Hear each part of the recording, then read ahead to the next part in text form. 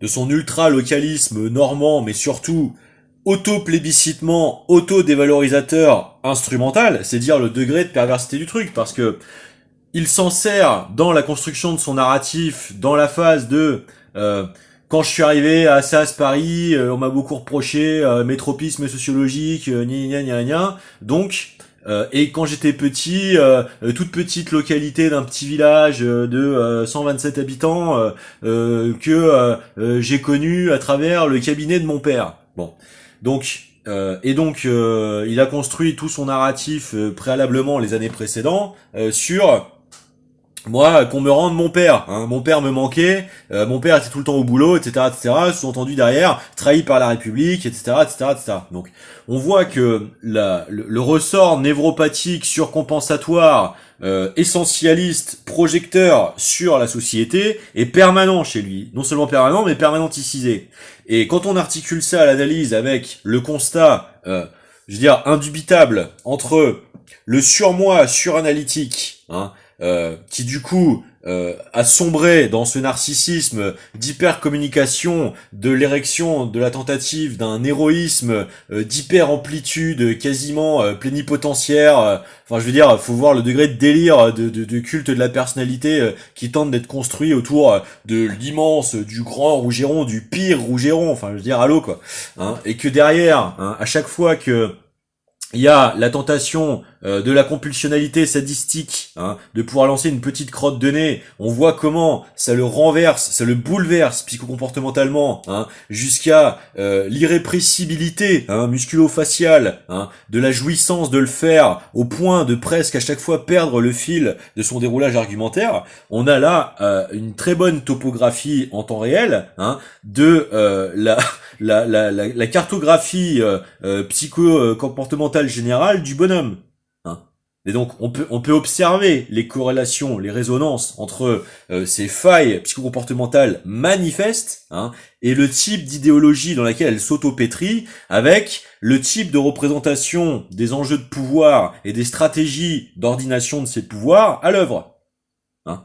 Je veux dire, le mec finit quand même par essayer d'affirmer, tout en se prétendant historien des idées, hein, proto-magistrat, donc excellence, hein, de la connaissance et de l'application stricte des plus hauts principes du droit, dont je rappelle donc quand même juste, hein, les deux principaux principes sont, hein, la probité, hein, et la proportionnalité. Et le mec est en train d'essayer d'incriminer l'extrême gauche du fantasme de tuer un enfant depuis des années, hein, soi-disant en vengeance de Clément Méric. Non mais, allô, hein, allô.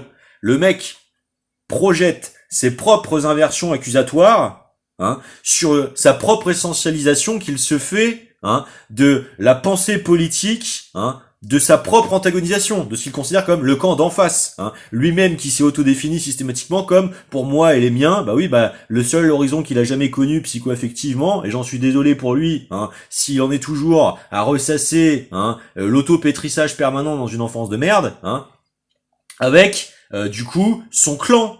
Hein, son clan normand éternellement victimairement maltraité, hein, qui va chercher à du coup ressucer l'intégralité, hein, des rois de Bretagne et tout le truc, donc le séparatisme en général, c'est-à-dire le sécessionnisme. Et donc c'est pour ça qu'on retrouve toujours systématiquement cette extrême droite dans l'anti-humanisme, hein. Pourquoi? Parce que pour eux le républicanisme est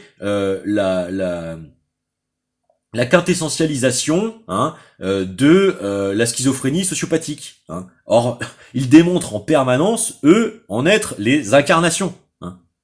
Allô. Donc, essentialiser projectivement pour revenir à des discours de quintessentialisation, hein, alors que soi-même on démontre en permanence, hein, qu'il suffit de quelques années d'hyper-exposition pour révéler, hein, des failles, hein, névropathiques, hein, absolument manifestes et donc, hein, manifestement non traitées, malgré le fait qu'on se réclame d'un père médecin, hein, et tout ça pour finir par dérouler la pire veulerie toxique d'ingénierie sociale, de tentatives de retournement, de l'hyper-exploitation, de l'hypertrophie, d'un fait divers mal établi, pour essayer de faire gober le retournement perceptuel complet du contexte historiographico-géostratégique des 20 dernières années, et l'inversion totale des ordres de grandeur, de sur quel profil s'exerce la violence majeure.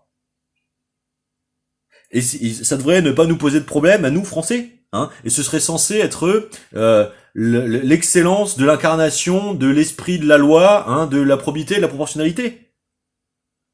Mais absolument pas. C'est le néofascisme rampant le plus dégueulasse, qui tente d'essayer, se sentant de plus en plus publiquement, irrémédiablement exposé pour la vilainie de son hypocrisie et de sa perversité, qui tente de jouer ses va-tout.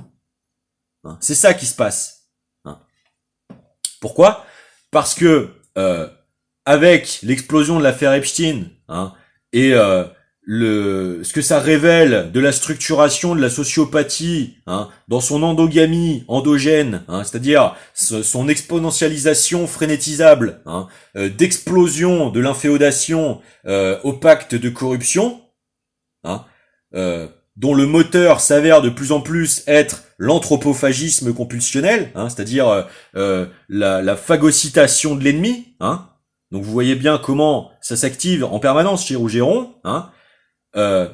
Semble l'inquiéter dans les proximités, à mon avis, qu'on va finir par découvrir ultimement de tentatives de préméditation de tout ça par les factions les plus pourries infiltrées au sein des armées. Parce que dans la psycholinguistique déployée par Rougeron, on la retrouve en permanence.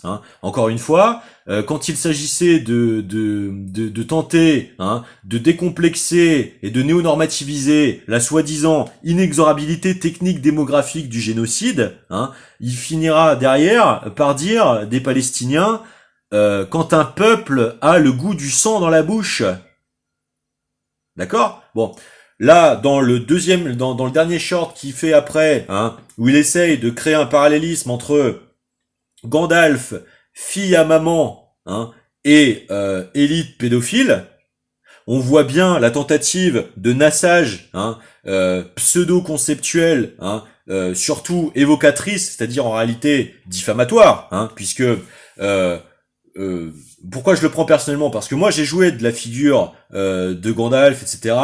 Dans la déconstruction des mythes déployés par la capture des capacités de représentation du réel par les écrans, et donc aussi les objets de la pop culture massique, comme réalité aussi comprise dans les guerres d'influence, les guerres culturelles, dans les géostratégiques. Il faut avoir une cinéphilie et une analytique sémiologique couplée avec la géostratégique, et donc notamment la page 51 du grand échiquier de Zbigniew Brzezinski, des enjeux prémédités, de la propagande et de l'influence culturelle populaire comme soft power de l'influence tranquille des modèles civilisationnels et des rivalités des modèles civilisationnels. Donc si vous voulez, ça fait partie d'une pleine maturité de réflexion sur l'art, sur l'écriture, sur la narration, etc. Il y a une géopolitique de la créativité aussi. Et donc, si vous voulez, nous on voit bien dans la corrélation d'ensemble de tout ces multifactorialités de dévoilement, de manifestation, de la cartographie de la topologie psychogénétique de l'idéologisation en temps réel de Rougeron. On voit bien où sont les carences justement de prise en charge, et comment, au lieu de faire partie des ensembles sociaux qui luttent pour en faire la réaffirmation paradigmatique, on voit comment l'opportunisme névropathe pousse ces types de profils à essayer de placarder sur la société tout entière, et particulièrement sur ceux qui luttent pour la défense des droits des êtres humains, leur nécessité d'y substituer leur propre délire perverso-exploitationno-paranoïaque, d'annihilation, d'aliénation pure et simple de leurs contemporains, pour imposer le narratif de leur accès au pouvoir et de son inexorabilisation. Hein. Et donc, on voit bien que c'est ce qui systématiquement est la tessiture des thématiques et des registres psycholinguistiques d'hypercommunication, et que donc c'est une stratégie assumée de tentative de saturage, de saturation, de bombardement, de palissage, comme il disait lui-même, de l'espace communicationnel politique cybernétisé du mosaïcisme YouTube actuel. C'est pour ça que c'est particulièrement dangereux, c'est que ce sont des armes de diffamation de masse.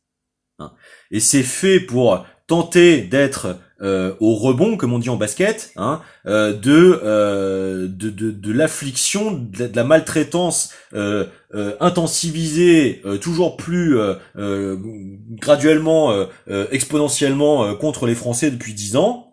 Et c'est la tentative finale de récupération et de réinflexion finale, de tentative de fusion finale de la droite et de l'extrême droite, dans le fait d'essayer de faire corps massique, d'imposer sa domination. C'est pour ça qu'il faut le péter maintenant, parce que derrière Rougeron, c'est les prémices des retours des proto-SA.